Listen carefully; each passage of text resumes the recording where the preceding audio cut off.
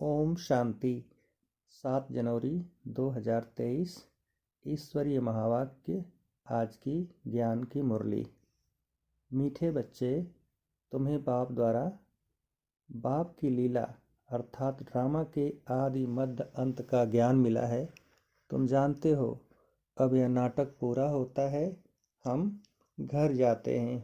प्रश्न: स्वयं को बाप के पास रजिस्टर कराना है तो उसके लिए कौन सा कायदा है? उत्तर: बाप के पास रजिस्टर होने के लिए पहला, बाप पर पूरा पूरा बलि चढ़ना पड़ता। दूसरा, अपना सब कुछ भारत को स्वर्ग बनाने की सेवा में सफल करना होता। तीसरा, संपूर्ण निर्विकारी बनने का कसम उठाना पड़ता और फिर रहकर भी दिखाना होता। ऐसे बच्चों का नाम ऑलमाइटी गवर्नमेंट के रजिस्टर में आ जाता है। उन्हें नशा रहता कि हम भारत को स्वर्ग व राजस्थान बना रहे हैं। हम भारत की सेवा के लिए बाप पर बलि चढ़ते हैं। गीत ओम नमो शिवाय ओम शांति। जिसकी महिमा में यह गीत है वही बैठकर अपने रचना की महिमा सुनाते हैं, जिसको लीला भी कहा जाता है। लीला कहा जाता है नाटक को और महिमा होती है गुणवान की, तो उनकी महिमा सबसे न्यारी है। मनुष्य तो जानते नहीं, बच्चे जानते हैं कि उस परम पिता परमात्मा का ही इतना गायन है, जिसकी शिव जयंती भी अब नज़दीक है। शिव जयंती के लिए यह गीत भी अच्छा है। तुम बच्चे उसकी लीला को और उनकी महिमा को जानते हो। बरोबर यह लीला है, इसको नाटक यानी ड्रामा भी कहा जाता है। बाप कहते हैं कि देवताओं से भी मेरी लीला न्यारी है। हर एक की अलग अलग लीला होती है। जैसे गवर्नमेंट में प्रेसिडेंट का, मिनिस्टर का मर्तबा अलग अलग है ना। अगर परमात्मा सर्वव्यापी होता तो सबकी एक्ट एक हो जाती। सर्वव्यापी कहने से ही भूख मरे हैं। कोई भी मनुष्य न बाप को न बाप की अपरम अपार महिमा को जानते हैं। जब तक बाप को न जाने तब तक रचना को भी जान न सके। अभी तुम बच्चों ने रचना को भी जाना है।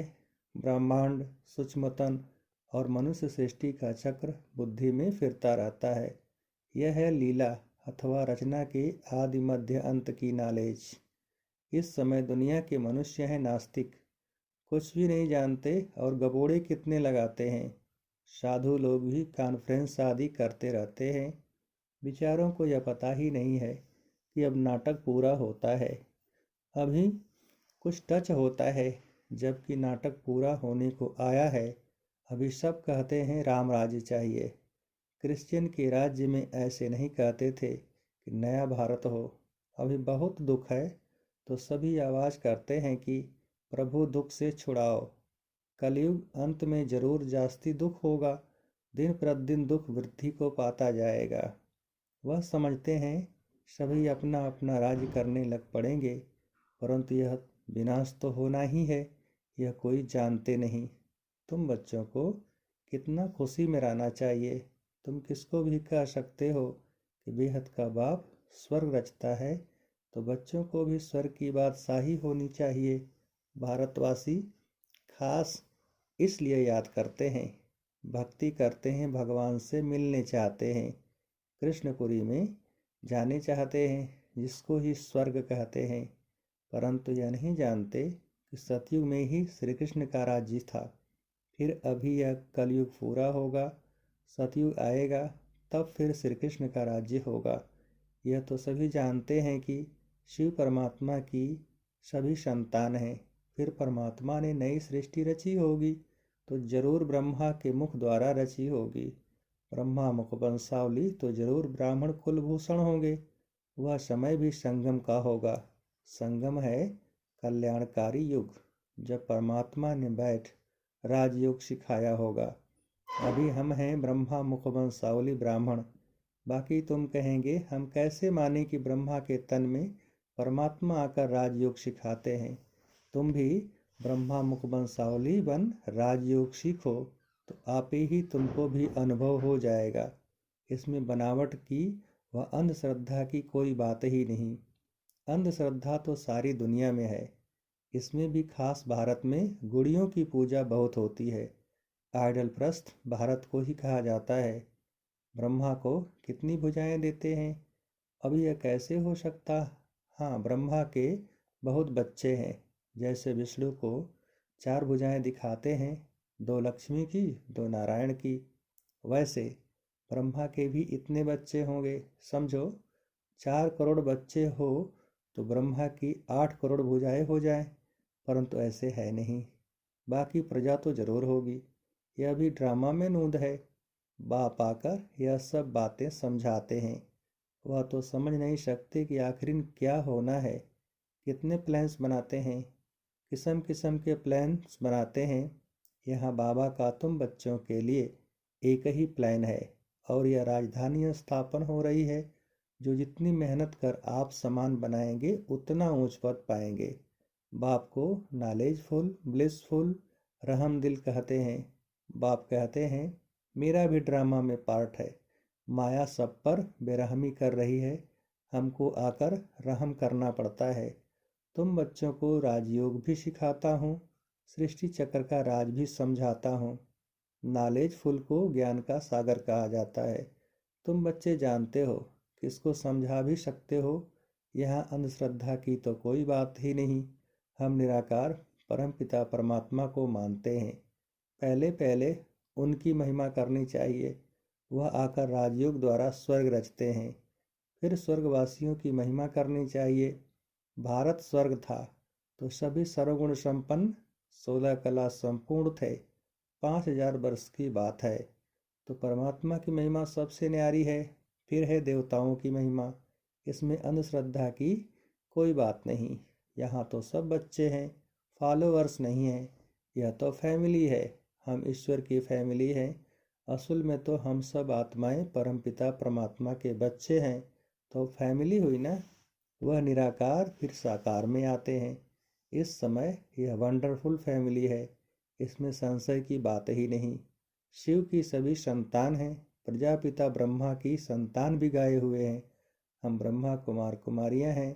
नई सृष्टि की स्थापना हो रही है। पुरानी सृष्टि सामने है। पहले तो बाप की पहचान देनी है। ब्रह्मा बंसी बनने बिगर बाप का वर्षा मिल न सके। ब्रह्मा के पास यह ज्ञान नहीं है। ज्ञान सागर शिव बाबा है, उनसे ही हम वर्षा पाते हैं। हम हैं मुख वंशावली, सभी राजयोग सीख रहे हैं। हम सबको पढ़ाने वाला शिव बाबा है, जो इस ब्रह्मा तन में आकर पढ़ाते हैं। यह प्रजापिता ब्रह्मा जो व्यक्त है, वह जब संपूर्ण बन जाते हैं तब फरिश्ता बन जाते हैं। सूक्ष्म तनवासियों को फरिश्ता कहा जाता है। वहाँ हड्डी मांस नहीं रहता। बच्चियाँ साक्षात्कार भी करती हैं। बाप कहते हैं भक्ति मार्ग में अल्पकाल का सुख भी मेरे द्वारा ही तुमको मिलता है। दाता मैं एक ही हूँ, इसलिए ईश्वर अर्पण करते हैं। समझते हैं ईश्वर ही फल देते हैं। साधु संत आदि का कभी नाम नहीं लेते हैं। देने वाला एक बाप है, करके निमित्त कोई द्वारा दिलाते हैं उनकी महिमा बढ़ाने के लिए। वह सब है अल्पकाल का सुख, यह है बेहद का सुख।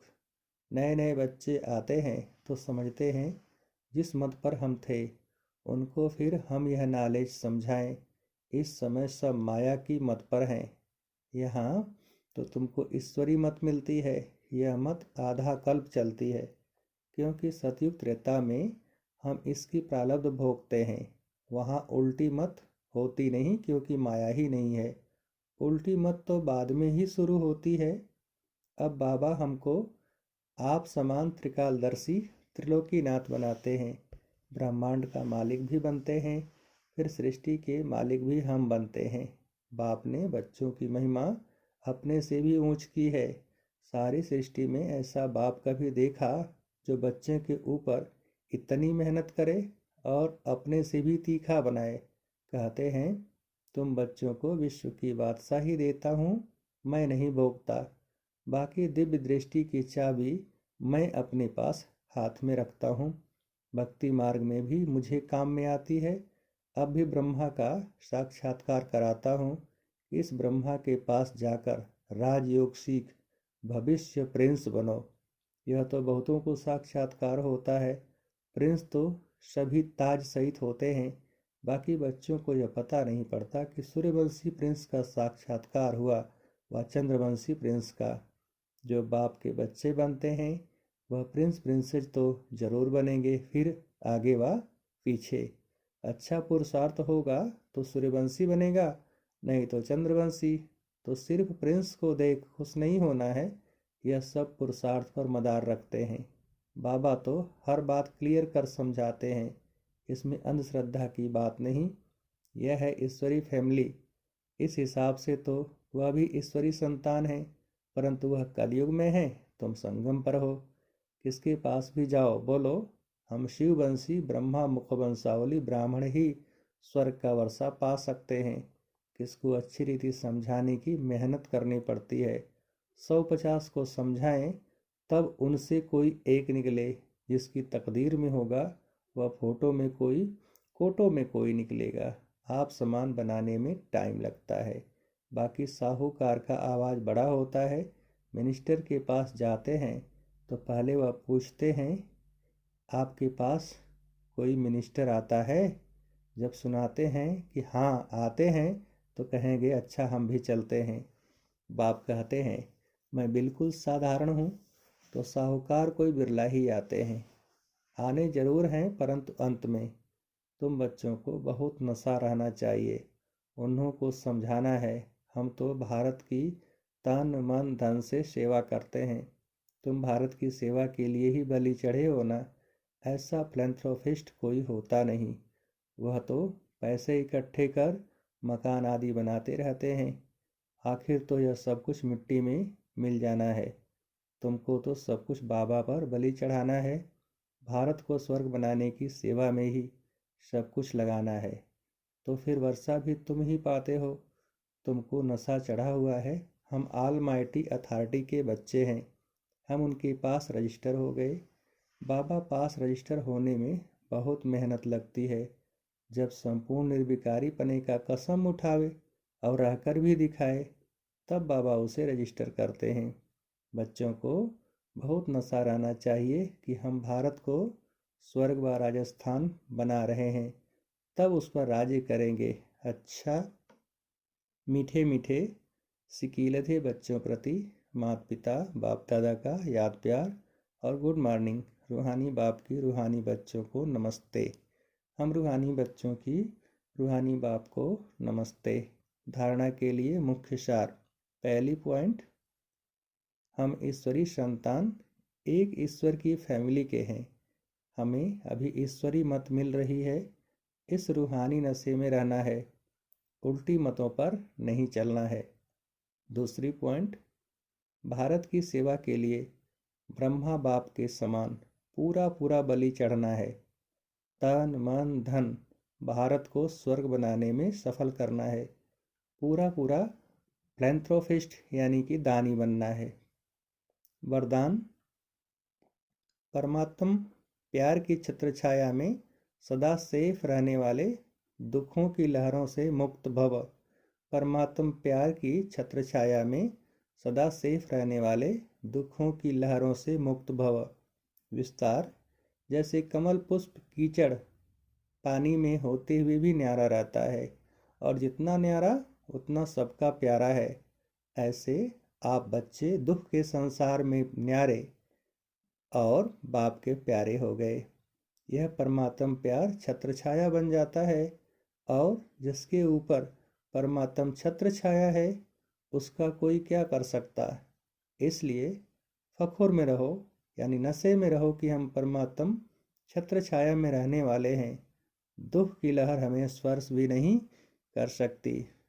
स्लोगन, जो अपने श्रेष्ठ चरित्र द्वारा बाप दादा तथा ब्राह्मण कुल का नाम रोशन करते हैं वही कुल दीपक हैं। जो अपने श्रेष्ठ चरित्र द्वारा बाप दादा तथा ब्राह्मण कुल का नाम रोशन करते हैं वही कुल दीपक हैं। अच्छा, ओम शांति।